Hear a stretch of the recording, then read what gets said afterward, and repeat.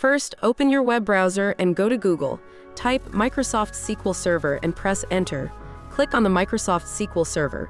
This will take you to the official Microsoft SQL Server page. Once the page loads, click on the Downloads tab. Scroll down and look for SQL Server 2022 Express Edition. This version is free and suitable for development or small-scale use. Click Download and wait for the installer to finish. Select the basic installation type, accept the license terms, then click Install. The installer will begin downloading the required packages and proceed with installation. After installation is complete, you'll see your connection string, which is useful if you plan to connect SQL Server with other programming languages. You'll also see folders for logs, media, and resources. Click Connect to open SQL Server and confirm the connection. If it says one row affected, your connection was successful. Click Install SSMS in the Setup window.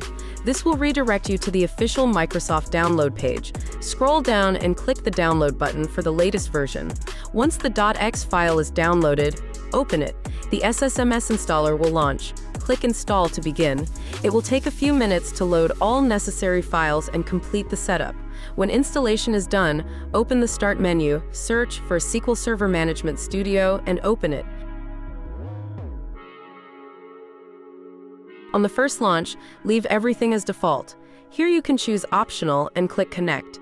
You're now inside SSMS. Click on Databases. You'll see it's empty. Let's create a new one. Click New Query.